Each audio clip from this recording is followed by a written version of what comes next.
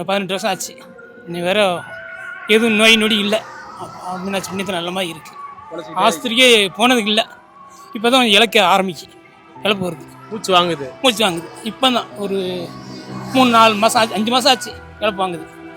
அப்போ எல்லாம் சொன்னாங்க வயசு போக போய் தான் அவனுக்கு இவ்வளோ நாளும் தாத்தாவுக்கு கரெக்டாக இருந்துச்சு. வயசு ஆகுதுல, 67 வயசு ஆகுது. ஆனால் வண்டி இன்றைக்கும் வண்டி பாருங்களேன். இப்போ பிள்ளை என்னையா படிக்க வச்சிங்க நீங்கள்? பிள்ளை தம்பி பிள்ளை மீனாட்சி கால் தான் படித்தது.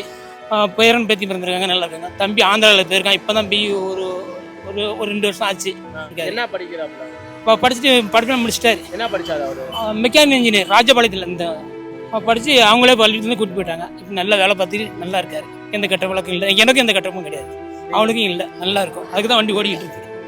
ஒரு பீடியோ சாரியமாக எதுவும் கிடையாது. வண்டி எங்கேனாலும் யார் கூட்டாலும் வாங்கி சாப்பிட்டுக்கிட்டு போயிட்டு இருக்கும். இவ்வளோ கஷ்டப்பட்டு இந்த வண்டி ஓட்டி தான் பிள்ளைகளை படிக்க வச்சிருக்கீங்க. பிள்ளைகளை படிக்க வச்சுட்டு நல்லா கட்டிட்டு 30 பொண்ணு நகை போட்டு கட்டி கொடுத்துருக்கேன் பிள்ளைக்கு. ஆமாம், பிள்ளைக்கு.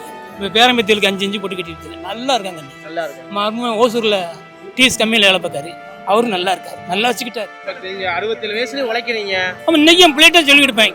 இன்னைக்கு வர இப்போ எப்போ வேண்டாப்பா இவ்வளோ அளவு உழைச்சி நீ வேண்டாமா, தெம்பு இருந்தாண்டு உழைக்கணும், உழைக்காம இருக்கக்கூடாது. அது உடம்புக்கு நல்ல அப்படின்னு சொல்லி வச்சிருக்கேன். உழைச்சா தான் நல்லது. உழைக்காம இருந்தால் தெம்பு உடம்பு நல்லா மம்பாயிரும், இப்படியே தூங்கி போகும். இதெல்லாம் எங்கெல்லாம் ஏற்று நிற்கலாம். கண்டிப்பா. ஆமாம், அதுதான் வண்டி ஓடிக்கிட்டு இருக்கு.